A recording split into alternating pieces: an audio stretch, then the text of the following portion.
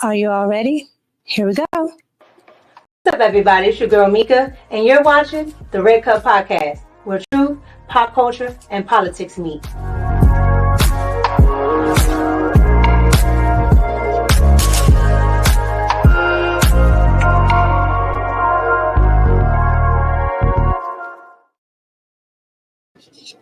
What's up, everybody? It's your girl Mika, and you're watching the Red Cup Podcast. And you know, when we got the Red Cup, we're about to spill truth. And today I have a special guest as a one-on-one, Miss Take Heed to the Message. How are you? I'm doing just fine. Thank you for inviting me. Thank you. I invited you because I just really love your content.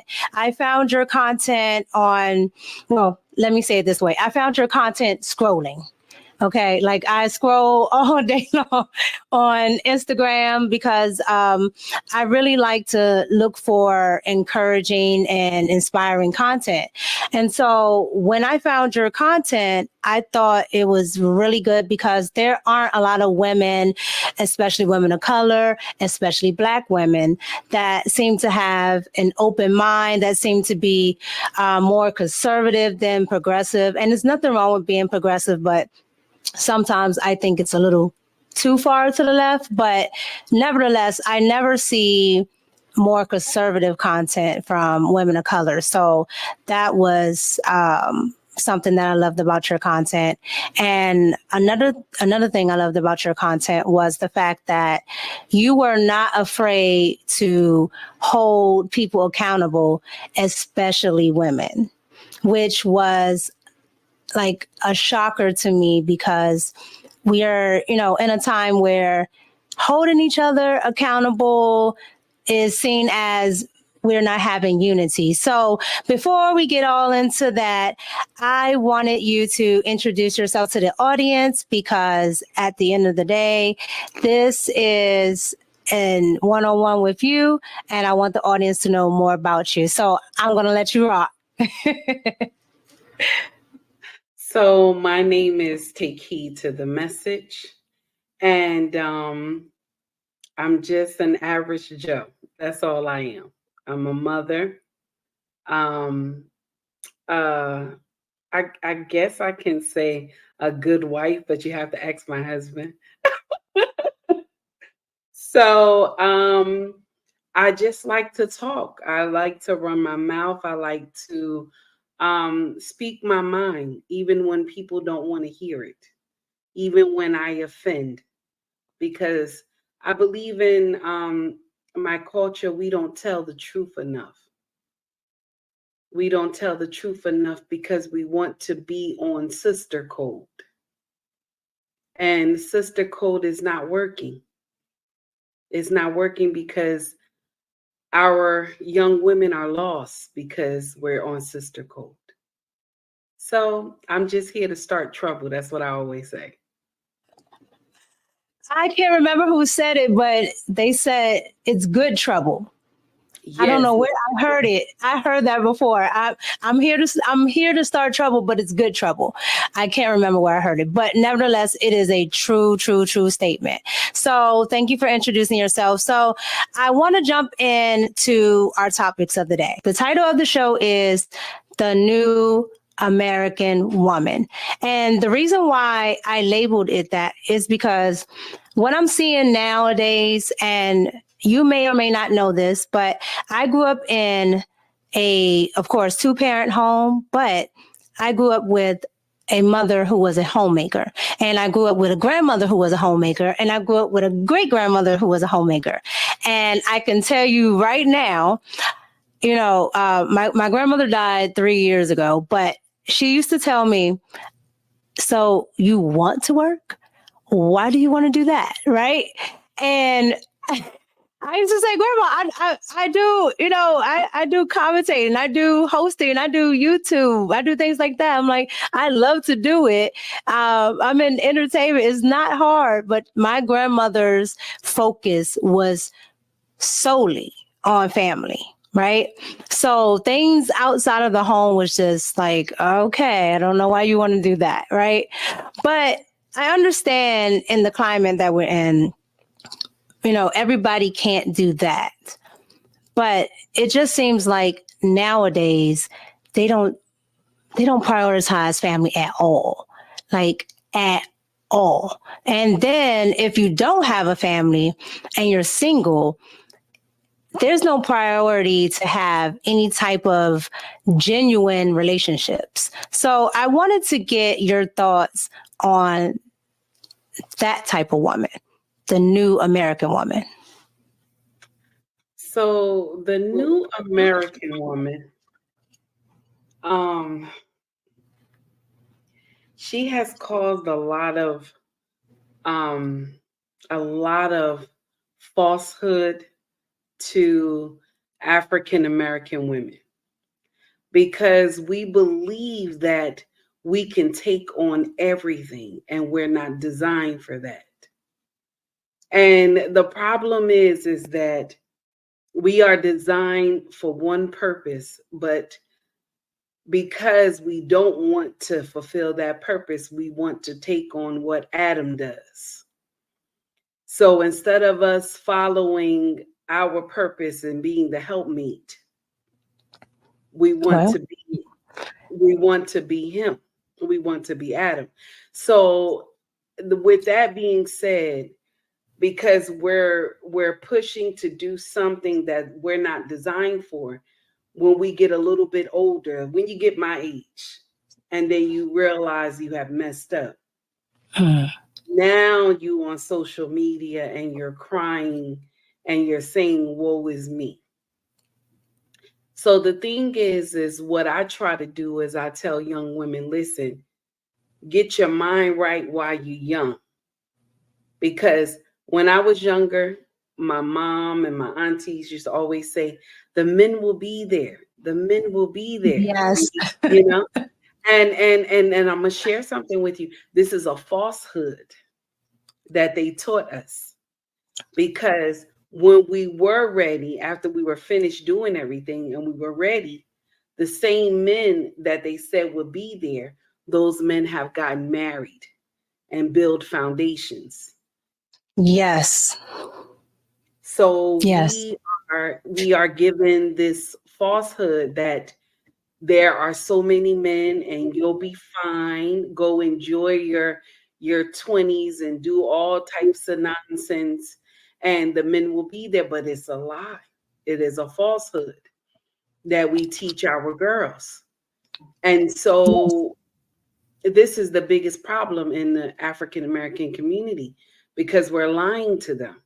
We're telling them you can do all these things and a man will be there waiting, instead of us telling our younger generation that, listen, while you in college and you trying to make it, put in the back of your mind that you want to be a mother someday. You want to be a wife someday. Wife first. That you want to be a wife someday. You want to be a mother. And so when you put this in the a young woman's head while she's in college, she knows the assignment. I got to finish school. I got to do these things. But at the same time, while I'm here on this campus, let me try to find a man of substance. And only how women can find that man of substance is, I remember our eldest daughter, she's in college now. And she said, Mommy, I'm trying to look for somebody like my daddy. I'm trying to look for a man that is like my daddy. Because she knows her father is a man of substance and no nonsense. So she's trying to get someone that looks like him, because she admires her daddy, even though he gets on her sometimes. But we need that. You definitely need that. And daddies, yeah. They're important. And so this is, it's just, if you ever, anybody who watches my content, you will hear me talk about my king. You will hear me speak about him and speak life over his name, because I love this man wholeheartedly. We've been through a lot, and 4 children and just wow. Yeah. So it's been. Well, you look great. Thank you, my dear. You know what they say, women are supposed to look like after having children, which is another thing I don't like that they do to women. There's one thing of being, I guess, getting lazy. But there's another thing to just say that that's what happens when, if you eat right, and you take care of yourself mentally and physically, having children is a piece of cake. Having children, you can definitely come back from. You don't have to look stressed. Everything. I feel like everything is, has a little bit of stress in it, but there are some things that men are built for to take the stress of, and some things women are built for to take the stress of. And I think children are one of them. Yes, they try your nerves. Well, they do. Yes. And that's because it's another human being, right? But at the end of the day, I think women, we're definitely equipped for that stress. So it's very heartwarming to hear a woman nowadays say that, their children, especially their 4 children, are the center, are a blessing, because everything that's going on now, which, we'll get into, but everything that's going on now is against the family, is against children. And Well, so I think it's refreshing. It has to be like that, because they can't make it seem like having the foundation of a husband and wife and children, they can't have it make sense. If they have it make sense, then they have failed in what they planned. So it's a lot of foolery that we believe that it's okay to raise children alone. And I'll share something with you. I was a single mother. Okay. My oldest son, I have a total of 5 children, but my Okay. oldest son came. I brought, when my husband came to marry me, I came into my marriage with a child. So he's 30 years old. And so when I came, it was a lot. It was a lot. And my king rose to the occasion. And I always say that he saved me. Most women won't say that when a man comes to marry. Yeah. Definitely was going to ask you that. Like, how do you feel? How do you feel? Because that's a talking point nowadays, right? Where we hear a lot of, men say, well, I'm not dating single mothers, right? And honestly, I can understand why, right? Because nowadays it's just, well, it is what it is. Instead of, what my grandmother's generation and my mom's generation, if they were single mothers and, a man came and stepped in, they were appreciative, the kids respected this man for coming in. He's paying the bills. He's, helping out, being in leadership in the home. But what I hear now is, yeah, if I have a kid, no, you can't touch him. You can't say nothing to him. That's my kid. Then what is he there for? What is he there for? And they don't understand that. And they don't put, when a man comes to marry you and he gives you his last name, I don't think a lot of women understand what that means. So that's why they don't value the man that is coming to save them. A lot of women don't understand that when you say my baby daddy comes first, he was here. You don't understand the part of, if this man wanted you, he had time to marry you. Yes, ma'am. So they don't understand that part. So I have never said any foolishness like that to my husband when we first met and then dating and got into marriage and everything like that. My husband, and I call him King, I call my husband King. So he put boundaries. He said, this is what I will allow and this what I won't allow. I know that's right. And I gotta give it to him for that, because most men don't take the time to do that, and that's when foolery happens. And so he said, this is what I will allow, this is what I won't allow. And if you do something that I don't allow, then our relationship is done. So, and I valued this man so much. My husband is very valuable to me. And it's not for what he can do for me, it's the way he took me. And I always tell people, wherever I am, this man took time and he showed me grace and mercy. So this is why in my mind, my king is on a pedestal that nobody can ever take down, because we've been through so much together. You know, it's gone on 18 years. I love it. I literally almost teared up just now, because I never talk to women that talk like this, right? And then being you know, a younger woman and hearing someone talk like that, because honestly, all you hear in the mainstream media, all your friends, things like that, all you hear is be single, do what you want to do this, do that. And when you don't want to do that, when you don't want to be a part of that crowd, when you want to be young and married and things like that, you don't get an acceptance that you would get if you were, a city girl, if you wanted to act a certain way.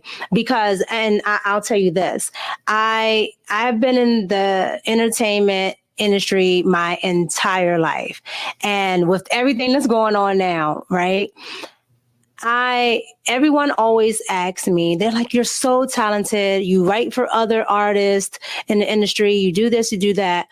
Why aren't you further ahead, or what they deem as success, right, in the music industry? And I always tell them, a label exec told me a long time ago, if I wasn't willing to do certain things, I would have to take the long way around. And here it is. I'm taking the long way around, right? And that's because I chose to keep my integrity, and you look at everything that's happening now, right? And all of the artists that had to compromise themselves, especially men, just to make it. On one hand, yeah, it's, what do I want to be in a certain space in music? Yes. On the other hand, I don't want it that bad, so it's just refreshing to hear certain things from women, especially when, you're around such foolishness all the time. And with that, I want to get into what a lot of young women are doing right now. And they call it sexual liberation. They call it the whole phase. I want to know your thoughts on that, because this is usually reserved for, supposed to be reserved for your 18 to maybe 25-year-old woman. But I'm finding that women well over 25, well over 35 are still operating like this. So I wanted to get your thoughts and opinions on the whole phase and sexual liberation nowadays. So the whole phase is, now I have to tell my truth. Okay. To tell my truth. I was a nightmare when I was young. Okay. And because of the foolery I was going through at home. And so I'll share this with you. I regret every last thing. I regret every last thing. And the upbringing of my mother and my aunties and how they taught me and things like that. So I don't applaud the whole phase. I don't applaud sexual liberation, because I'm not going to say it took me to my 30s. In my 20s, I was able to turn around. Okay. I thank God for that. But the thing is, if you can come to your husband, right? Mm-hmm. And I know in this day and time, ain't nobody gonna come as you are, as when the first day you were born. But Right. come with clean hands. When I say clean hands, try your best not to have your name everywhere. Your name should not be everywhere. Whole face should not even exist, but they make it seem like this is a badge of honor that you have a whole face. And you have the older women that will get up here that have been doing foolery from their teenage years to the age that they are right now, like me, talking about, yeah, honey, enjoy yourself. No, don't do that. Don't do that. Yeah. And it's funny that you bring that up because that's what I was always told outside of my house, right? My household, they wanted you pretty much. If you weren't a virgin, you better not tell nobody in there because it was going to be World War III. But at the end of the day, they tried to bring my sisters and I with the knowledge that, especially my dad was one of those that he was a straight shooter, blunt, very blunt. So that's why a lot of the times when I hear women, they get upset with men who talk real straight. I'm like, yeah, I know you don't have a father figure or a dad, because dad is going to tell you it like it is. And my dad always told me like it is. And with that, I have a sense of wanting certain things for myself. But in the industry that I'm in, and even with, the YouTube industry, there are people that are YouTube famous and, blow up overnight. It is the same industry. It's all entertainment, right? And it operates the same way. People want you to do certain things. People want you to act a certain way. If they think you're attractive, why do you want to be in a relationship? Why do you want to be married? And doing that from a young age, a lot of women, especially older women, used to tell me, why do you want to do this? Why do you want to, don't you want to live your life?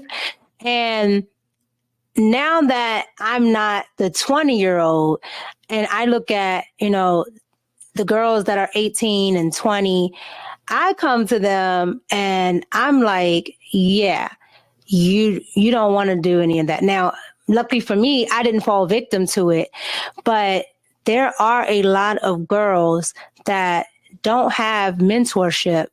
And I think men have it a lot more than we do. Right? Like there are some men that you shouldn't be talking to, but there are a lot more men that are willing to grab boys by the neck than there are women. It's like they want to see someone go through the same thing that they have went through. And that comes with a kind of like secret hatred. This is so sad in the older women because they want to see the younger ones fail. Now, I'm not going to say all older women, but I'll say a majority of them want to see the younger ones fail the assignment because in their old age, they didn't get married and they don't have any children. So they have messed up on that front. So with that being said, sexual liberation, I have a problem with that because this is the thing. Say if you have been screwing from 18 to whenever, right? Right. 18 to 26, you have screwed all these men and you enjoyed yourself and all this other stuff. So now when it's time for you to get married and you're making love to this man, okay? And now it's not good because you're thinking about the men that you have messed with before. So you're carrying demons into the marriage. You understand? Because you're thinking about the men that you have messed with from your past.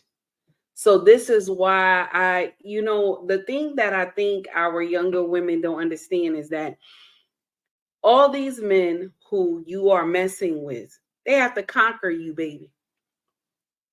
They got to conquer you. This man has to lay you down. Every man that you have messed with, he has to conquer you. These soul ties mean something, but the younger women don't understand, and the older ones are not here to tell them that, listen, baby, these soul ties are real. But the thing is that we only promote this hoism nonsense, this free liberation nonsense. And instead of us talking to our younger women saying, listen, get your mind right, get under a covering so that things can change. Because see, the older ones have missed out. So they're not going to tell you the key to success because they're still trying to look. So it's really sad. It's painful. And then, a lot of people, when I get up and I speak and I'm on my channel or I'm on somebody else's platform, and they always tell me, take heed, you're too hard, because that's not how life go. And I told them, listen, baby, life is how you want it to be. Exactly. Don't get out here and get messed up. And now you baby mama number 3 and 4. Don't do that. Because the thing is that when we become baby mamas, you know what we do? We rob our children of having a good father. We rob them. We become thieves and we become liars, because this is why I say this.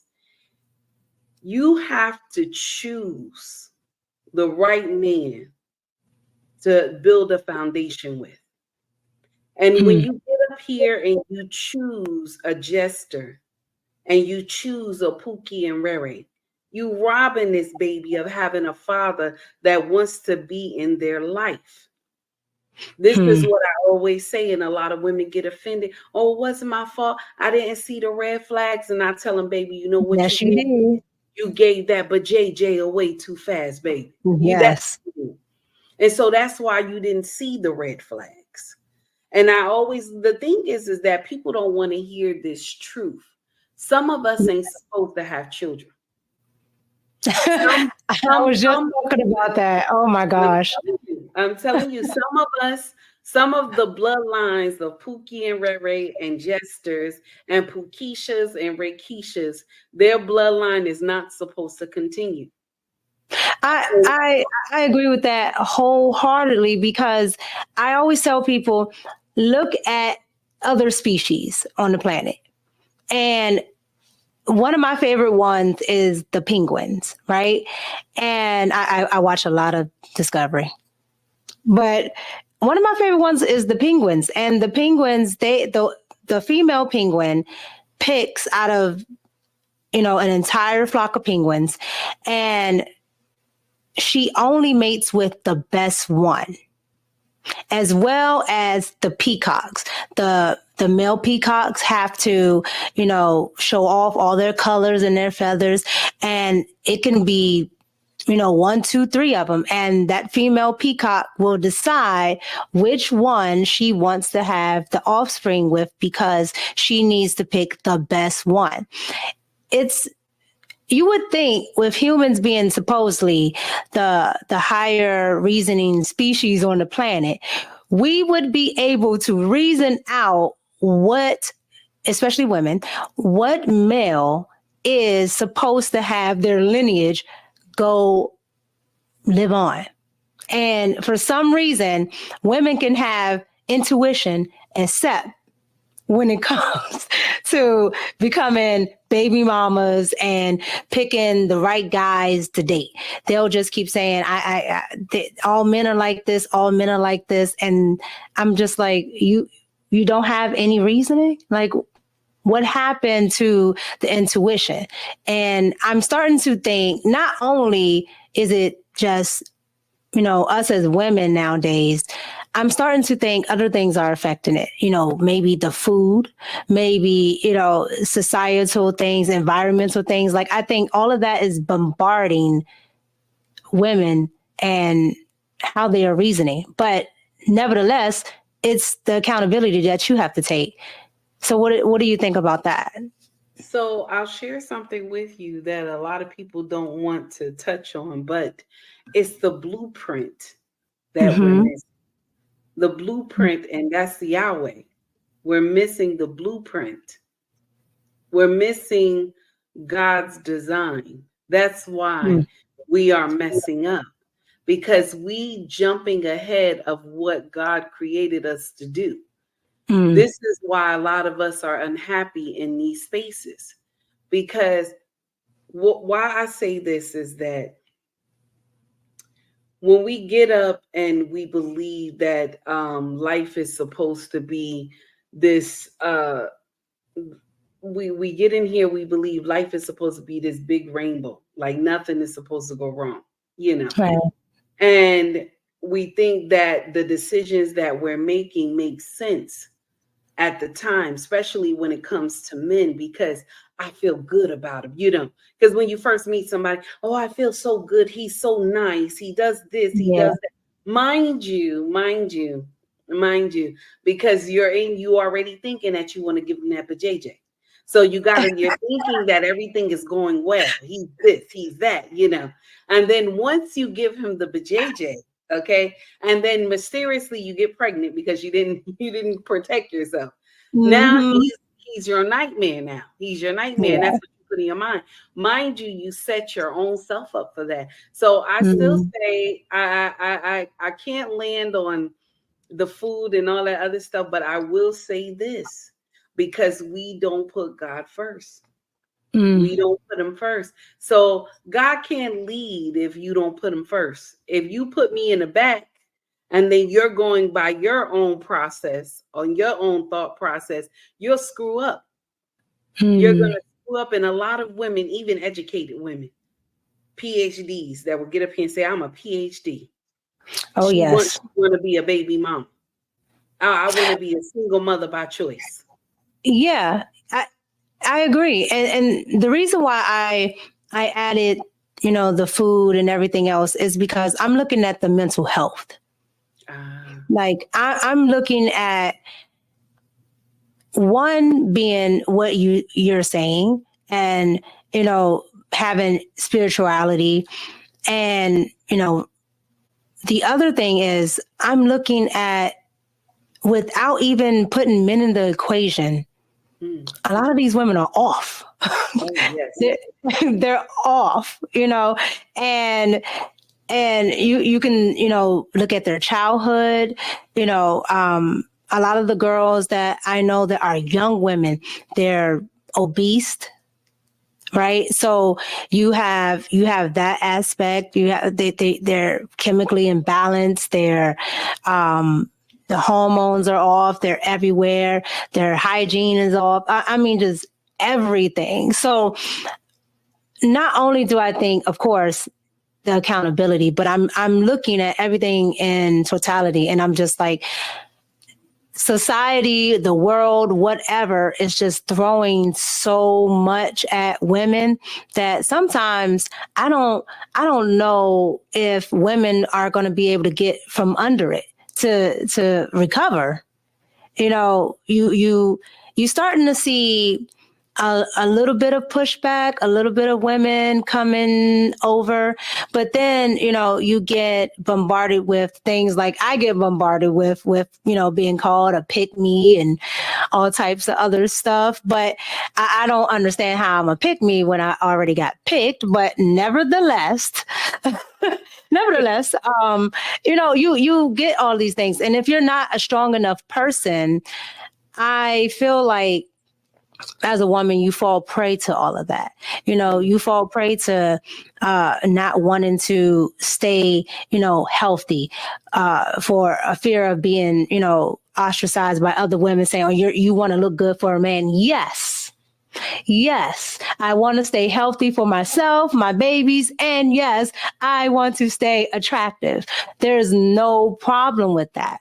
But society and preferably other women make it so hard.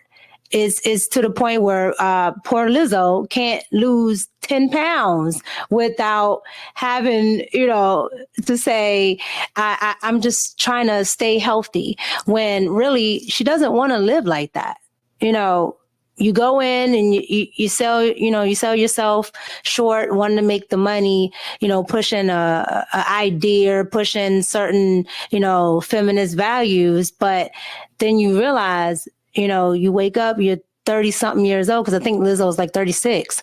You wake up, you're 30 something years old, and you're overweight. You don't have, any valuable relationships. So that's why I kind of correlate everything in the environment.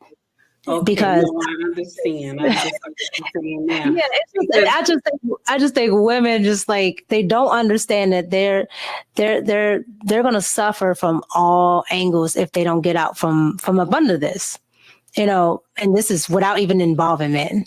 And I agree with you. For me, myself, I am a plus size woman.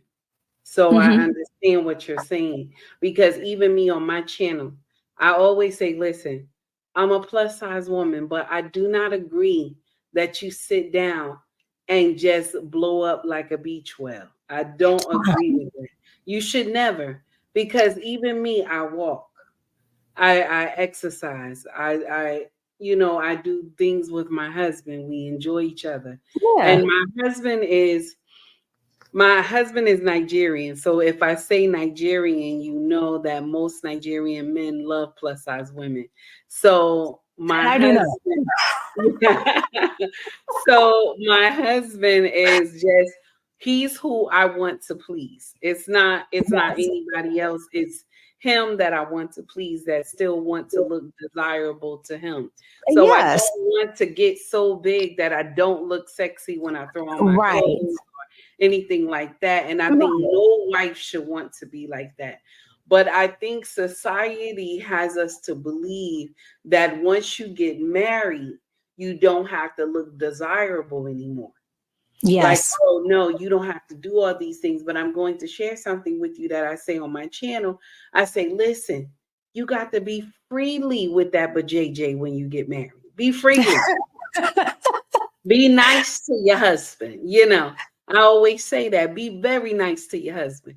So the thing is that you still have to go to bed looking desirable. I don't Yes. care how much you've been going through with those kids all day. Once those kids get in that bed, baby, it's time for you to tend to the husband. Because the thing is that when these kids get grown, it's only you and him in the house. Mm-hmm. And if Because you and him Right. And if you and him don't have that relationship while the kids are still young, right? Y'all don't have that connection. Once they leave the house, you're gonna be like two strangers. Like right now, when our kids leave, because me and my king, we're very close. When our kids leave this house and they just go off to college, baby, we can't wait. We already told them, like, once y'all leave, when y'all come to our house, make sure you call us first. We you don't know better what we're going to do it. So it's just enjoying. not. And, I think because we have heard so many horror stories from when we were young about marriage and stuff like that. Mhm. And the thing is, the true horror stories was the nonsense that grandma and mama was telling us, and they weren't telling the whole story. See, sometimes Mhm. hear women talk about horror stories of being married and stuff like that. They don't tell you the backstory of the nonsense that grandma and mama has done to make granddaddy like that. They don't always And, tell that and backstory. they never do. And I'll say this, I hear so many women talk about that. And we'll move into economics with that. Okay. So a lot of the times when I hear women talk about their grandmothers, and they don't want to, they want to be independent because their moms and their mothers couldn't move the way they wanted to, couldn't do things. I'm just like, I watched generations of women in my family, you know operate this way, meaning they operated being housewives, and not one time, because I started this off saying that, my grandmother couldn't understand why I wanted to do anything else. And so I'm just like, I saw 3 generations, my great grandmother, my grandmother, my mother.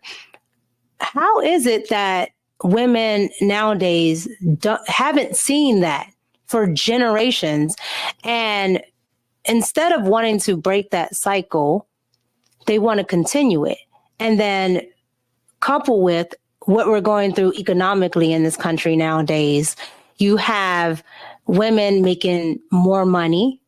And with that, you have women, assuming the roles of, head of household. So now you have the household flipped on its head, and it's, affecting families. The family structure is affecting how you get along with, your spouse or your boyfriend, whatever you're living with. And it all stemmed from what you're talking about. Your mother's not actually telling you what went on. And then you carry that trauma to the rest of these relationships. So coupling that together, what is your viewpoint on that position, as well as women being so-called the leaders of the households now? And I'll share something with you. I think that's why the community is tore up the way it is, because we're not telling the truth to the younger generation. And then on top of that, we are not designed to be the head. We are not. I know a lot of women want to believe that. It's okay that you want to believe that. But the problem is that your shoulders are not big enough to carry. Oh. I always say on my channel that the throne and the crown does not want you. Because the throne and the crown want someone that can stand 10 toes down and say, I did that. I did that. I messed that up, but I'm going to clean it up. And most women, when we mess up, we point to everybody else except us. And so this is why when you say, I want to be queen, you don't understand what being queen is. Or when you have women that say, I want to be king, and you don't qualify for that position. And a lot of women get heartbroken when you say that, because God didn't design us to be like this. He did not. And a lot of women, they don't want, because they the upbringing. Like my mama and her sisters taught us growing up that we don't need no men, that I can do bad all by myself, that men ain't shit. You know what I'm saying? Excuse my friend. That men ain't. So they will tell you all this foolery to make you think that men are beneath you, that you are higher than men. And the problem is that that's not true. Right. That's not true. The thing is, we both need each other to finish the race. One of us can't run the race by ourselves and be happy, because we're meant to run the race together. And that's why our culture miss out so much. When you look at African American culture, they miss out so much because of the war between female and male. Because we're up here trying to outbeat each other, outdo each other, and it doesn't make sense when we need each other. And so when you have women that come up to social media and they say, men ain't shit, I can do bad all by myself, I got this PhD, I got all these things, I got these kids. And now when the kids become a certain age and they become monsters in the household, and because now you do not have the owner's manual living with you in the household, and that's the king. Yes. When you have him in the household, the kids turn into monsters, because the thing is, he's the owner's manual. So he knows what's wrong with the child. He know why the child acting up like that. You don't know why the child acting up, because you're not the owner's manual. He is. If it wasn't for his seed of life, you wouldn't have that baby. But most women don't want to believe that. They get offended when you say that. Oh yes, they get into that my body, my choice talk. Yes, They get into all, I'm, without me and my womb. And yes, women do, the baking process, as my grandma used to call it, but that's not where life starts. that's right. That's right. And it's sad because we don't understand it. Check this out. Men don't get up here on social media and say they don't need us. They don't. They don't get up here. We're the Nope. only ones that will get on social media and say we don't need men. Let me share something with you. I played on both sides of the field. I was a baby mama. I am currently a wife. If somebody asks me right now, you had to go back to being a baby mama, I'm going to catch a case. I'm going to tell you right now. I'm going to catch a case. Okay? I love my husband too much. I'm going to catch a case. Okay? And I know how it feels to struggle being a baby mother and what you're going through. Now, I'm going to share something with you. I'm not saying being a wife that you won't struggle, because the Yeah. thing is, in marriage, you go through seasons. You just got to learn to hold on until the next season come around. And that's the thing that African American culture, we don't understand, that there is a season of peace, there is a season of hardship, there is a season of joy, and there's a season of sadness. And we don't understand those seasons. So when one of the seasons that come that get hard, now we ready to pack up and run up out that house and say, I'm done. And then you wind up later after everything has calmed down, and now you out in the streets. Nobody will love you like this man loved you. Now you're talking about I totally agree with that. And a lot of women don't want to see it.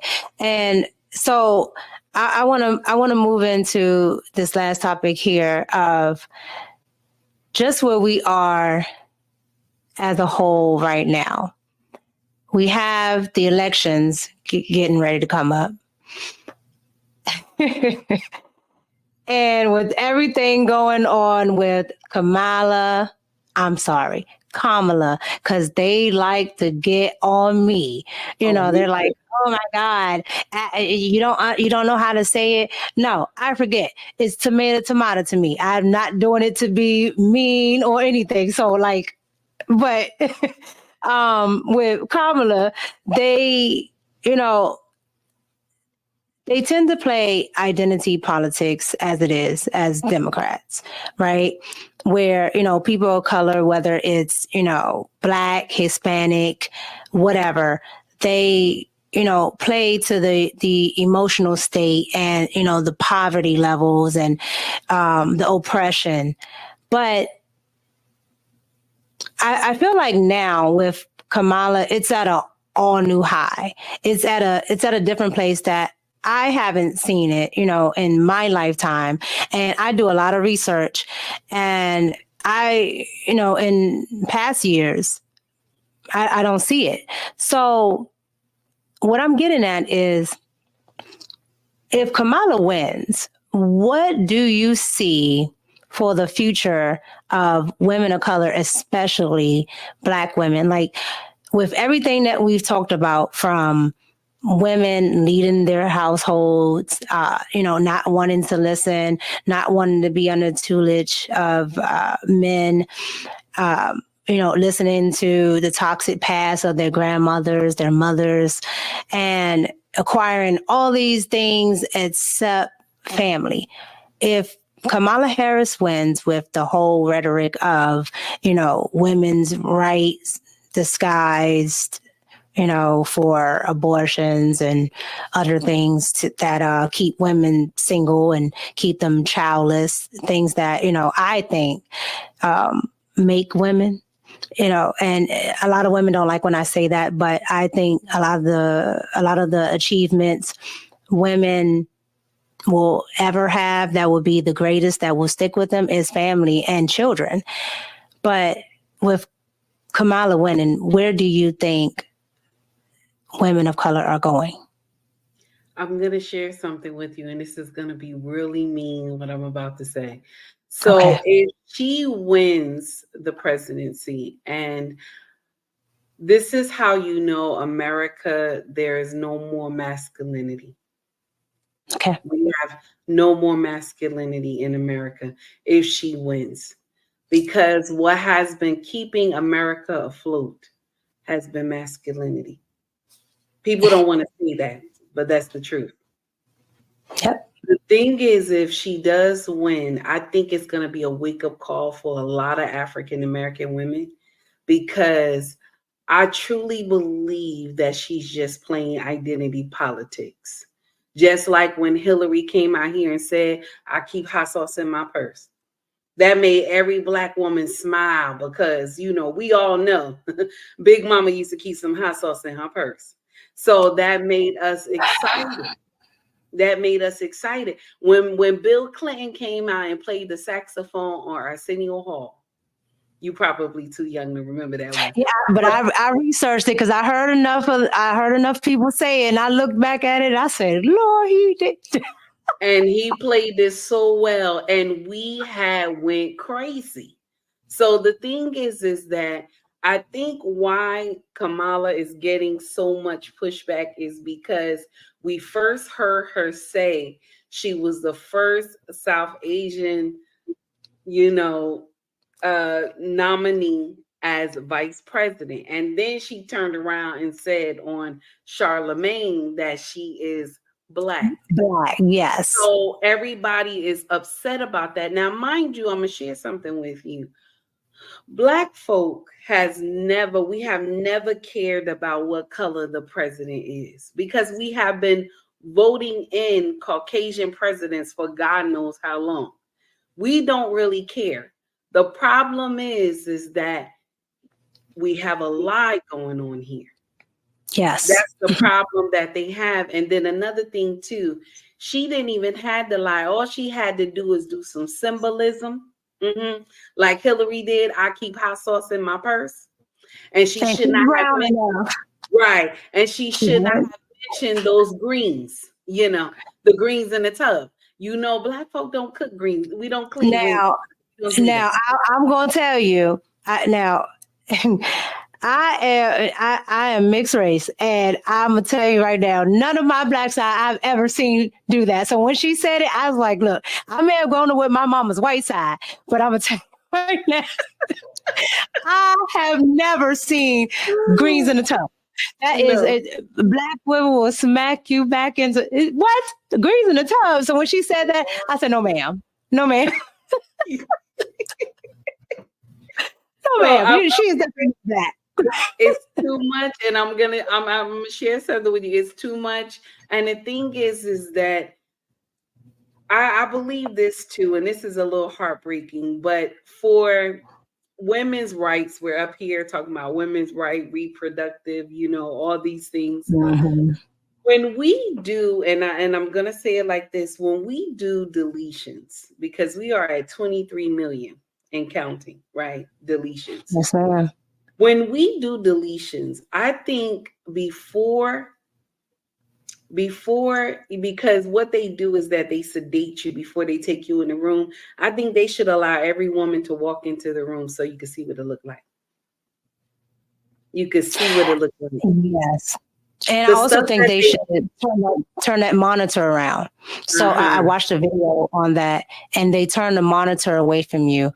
And a lot of my liberal friends, they got mad at me because I put a deletion in the chat, and they didn't know what it was. So they clicked on it and they saw it, how they pulling, snatching it out of there. And and naturally as a woman, your heart broke watching that. Oh. And you can just see the baby screaming in there in the dark, right? And just as a human, and they go, I understand, but I gotta have my right to choose. And I'm just like, where are we as women where we're so far gone from femininity that we don't even care about babies, because out of everybody, if nobody cared about the babies, the women cared. Now we have men fighting more to keep babies than women. And this is the thing, out of all the cultures in the United States, right? Black women are the leading in deletions. And I am not free from that guilt. I am not.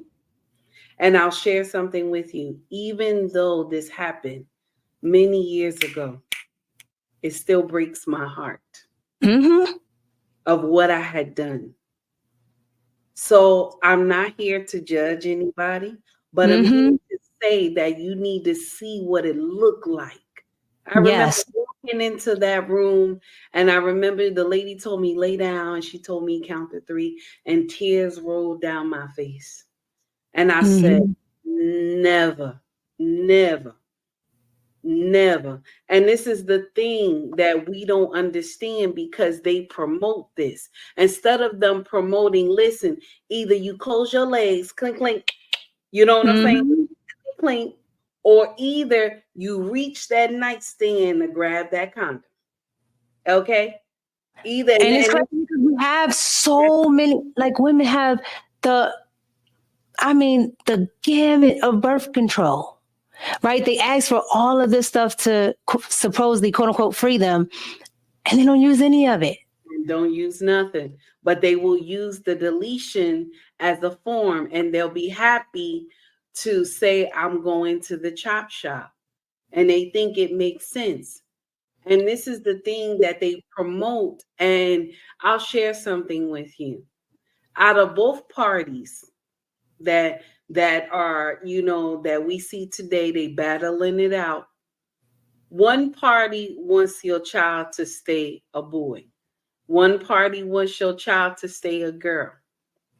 One party wants you to take accountability for your actions when you have came home late night from the club and you're doing nonsense with a man that you don't even know him from Adam. And one party will tell you whatever you wake up to say you are today, then that's what you are. And the party will sit up there and tell you that whatever you decide you want to do with your body, you can. And they don't hold you accountable for nothing. They tell you everything that you're doing is right. I'd rather go with the one that would call me on my ish and tell me this and take accountability for your actions. Now, mind you, I'm a dim to the core. I was born a dim. I always tell people that I was born a dim. But the problem is I have woke up. Yeah. A lot of dims have woke up since, I don't know if I can say this word, but since C19, a lot of dims have woke up. Yeah. And some are seeing like what is really going on. And so I'm one of those. And so now you can't put me back to sleep. That's why I've been talking so much mess. You can't put me back to sleep now. And that's what I think is really going on. Like, I am an independent. I tend to lean more conservative, but I will vote for either or. But in my time that I've been able to vote, I have not seen a Democrat with values that match mine. And when I do the research, I haven't seen one since JFK, honestly, because when I look at it, what liberal is supposed to be, they are not. And then when I look at it, what, most Black and Hispanic people are, they're very conservative for the most part. So the values that they are pushing now, how do you give somebody 90% of that vote when you don't even align with half of it? Most of you say you're some type of spiritual, whether it's crystals and rocks to Jesus, you're some type of spiritual. Okay. And Dems don't lead in spirituality. They lead in atheism. So it's not there. They don't lead in family. That's not there. They don't lead in any type of value structure, conservative value structure that most Black and brown people agree with. So for the life of me, I can't understand why you would vote your op. But the problem is that they put in their mind anybody but Trump. Anybody but Trump. They put this in their mind. And the thing is that the same people that you will see come down to the Baptist church and scream, I have came to the mountaintop and have the church excited. These are the same ones that is doing all types of foolery in DC. So just like we sit up here and we believe that they're going to do something because of what they're saying they're going to do, but the policy doesn't say they're going to do anything. I tend to want us to stop voting with our feelings. I really would love to see that African American people, we stop voting with our feelings, even if you don't like somebody, but their policies help the community.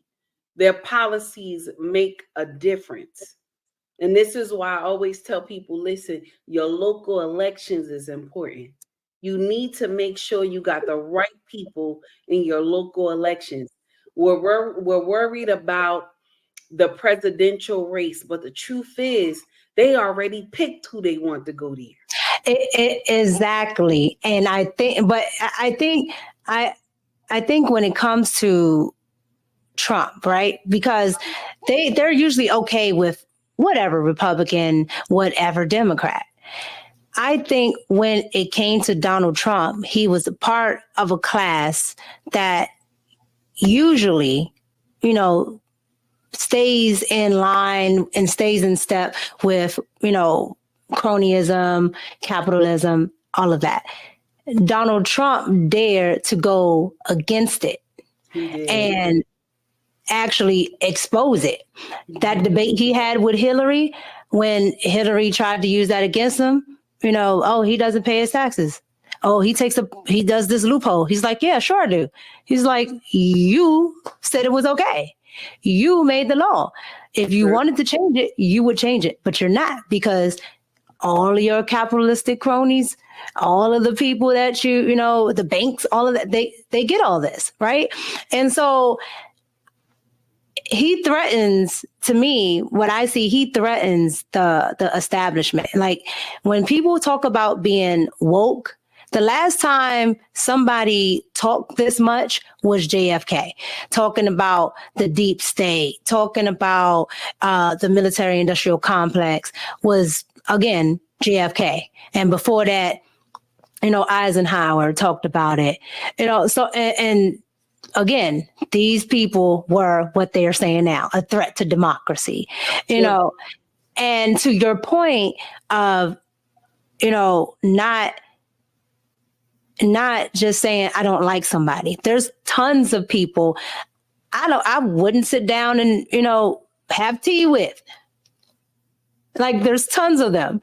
But if there is something that is going to benefit my family as as a policy, as an overall, there's nothing wrong with working with people. And I always tell people, especially liberals, because most of my friends are liberals. And I say, okay, if you take away all of that, what do you think about his policies? They're amazing. And read it and this will work for me, but I just can't. Like, it's so emotional and it gets so filled up. And I said, so you rather stay broke, you rather not have money for your children, you rather be in a place of despair. Mm-hmm. And barely making it by because you rather choose the party that won't help you. All the policies that you hear from their side is not going to benefit any of us. It's not. No. It's not. They talk about white supremacy, and I'm just like, and they're like, oh, he's racist. I don't think so, but let's just take it. Okay, he's racist. So is Joe Biden. Oh, And I said, and if you want to really ball it down, I can't name a Trump policy. You can say, oh, he took out an ad on Central Park 5. Everybody thought those boys were, were guilty. Was it, can you say it was wrong? Sure. But what I'm saying is that is an ad. I can go and point to policies from Kamala, from Joe Biden, from Bill Clinton, from Jimmy Carter, from Obama. I mean, the worst of them all. And people don't like to talk about it. But I'm just saying, I can actually go and get policies. I can't get policies from Trump. You can say you didn't like what he said. You can say you don't like that ad. You can say this and that. I can't get one policy that is racist, that redlines, that keeps people segregated, that sends fathers to jail. I can't get that. So as mothers, especially in a community where it's matriarchal at this point, you're doing all of the household stuff. This is why I don't think women are capable of leading, because a man, even if he didn't like this man, if this is good for his family, he would go for that. The women are voting Democratic. That's nasty, baby. You said that right. You said that right. Because it's true. Men will do business with men even if they don't like them. But long as it's to better benefit the family, they will do it. But see, you got to understand is that when we don't like somebody as women, if we don't like somebody, we're not going to do business with you. We That's not. fair. We don't care how good it's going to benefit whoever. We're not going to do business with you because we don't like you. And America cannot run like that. It cannot run like that. And people don't see the bigger picture. They just want to see the first woman president. And I'll share something with you. If America was really ready for a woman president, Hillary would have won. I say that all of the time. I say, y'all put Kamala there because you put her there. She didn't get voted in. She didn't. Y'all passed up Hillary. I don't like Hillary, but if we're going to talk about having, the experience, go ahead and put old Hillary there. You could have put Condoleezza Rice. They don't ever talk about Condoleezza, actual Black woman who's accomplished a whole lot. Condoleezza, like, you want to talk about military experience, you want to talk about security, Condoleezza. They never talk about that woman. Never. Because this is the thing, and this is the sad part, that nobody wants to call this out. Black women, my sisters, got the Democrats by the balls. I'm going to share with you why I say this. Because Biden was not thinking of putting Kamala. He was not. It was until my sisters started pushing up against him, saying, listen, you got here because of us, because the most powerful vote, the most solid vote is Black women. So they told him, you got here because of us, and we want a woman of color. And so now here you got Kamala comes out, I'm a Black woman. But when she got nominated, she said, I'm the first what? Okay. So the first Asian. Okay, so what are we doing here? So now they done put her there. And now the problem is that nobody remembers how many votes she got when her and Biden was battling it out. When she only got 2% of the vote, allegedly. Okay, and nobody wanted her. So now you're saying she's the go-to right now against Trump. That doesn't look right at all. But you know what? The messed up part is that in the next 4 years, and Candace Owens said this. She said this like 6 years ago, I believe. She did. Right now, in the next 4 years, when they do the next 4 years to vote for president, right? They will no longer need to go to the Black community at all. No. You know who's going to be next? Guess who's next in command in this bad? And nobody paid attention to it. Probably the Asians. No. It's the Latinos and the Hispanics. Oh, okay. Yeah. So they are second in Definitely command. do that. Black folk have always been second in command, but they lost their spot. So now they are. So guess who will be catering to them? Both parties will be catering to them because they had lost their spot. Mind you, they scare the Caucasians and make the Caucasians believe, oh, this group is going to get bigger than you. All you got to do is go to the census. And the census show you that the Caucasian community is large. Nobody will be able to get even close to their number. They're very big in the United States. Correct. But the next in command is Latino and Hispanic, and they have taken the reins. And Black women, you have played your card for the last time with Kamala. So if she doesn't win, you done. You played your card. Yeah, and that's why I agreed with Candace when she said when she was talking about immigration, because my dad's family is Cuban, and so I understand fleeing from certain things, but a lot of the times the immigration that's been happening it's not asylum seeking, it's to change the demographics. Even Hispanic people are understanding this. In Arizona, they're complaining about it. And these are other Hispanic and Latino folks, right? Because they understand the change in demographics. Just like if you were in a neighborhood and they call it gentrification, it's the same thing. They're changing the demographics on purpose, right? Because they understand that this group of people is eventually, they're going to, they're going to cycle out. They've been able to run this game for 50, 60 years, right? So they understand this. So now you bring in a new voting block and they're bringing them in Black cities. They're not bringing them to middle America. Mostly, they're mostly bringing them around, the suburbs of Chicago and in Chicago. They're bringing them around Detroit, things like that, right? They're bringing them there because they're going to need another urban block. They're going to need another one. And they understand it, right? They understand if they don't give you something that you're not going to fall for that again. So they're giving everything to the new class that they're bringing in.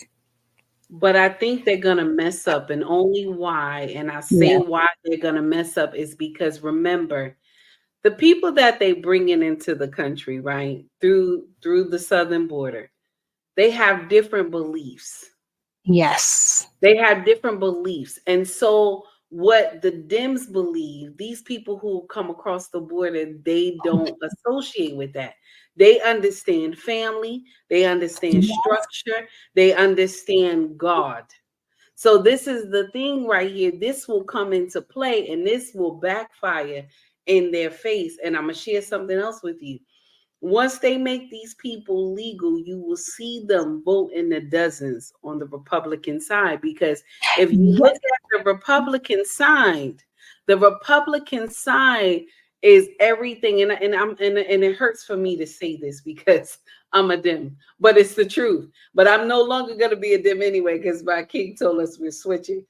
But the thing is that if you look on the Republican side, it's everything that you want your family to have this understanding, but they will scare you and people will tell you, oh, you're racist because you're talking about Trump, or you want to be a Republican, you're racist. Mind you, they're not seeing what's going on behind the curtain. I always tell people, all we do is watch the smoke and mirrors, but nothing behind what's going on the curtain. Nothing. You don't see anything that's going on for what is behind the curtain. All this week, right, and last week, all did you see on social media was foolishness, right? But if you just check the news, you would have saw all that foolery that's going on the other side of the world. But they threw all this nonsense here to make you believe that this is what it is this week and last week. You see, and they make you miss important things like the UN, and the stuff that they're talking about. Oh, because the World Health Organization, aka NWO, but they throw all this other stuff in your face to make you forget. Yes. And I always say the reason why Obama was so good is because he did everything Bush did on steroids. And the reason why he was able to do it is because all someone had to say is, if you question what he was doing, you were racist. And everybody wants to be in a society where they're accepted, even white people.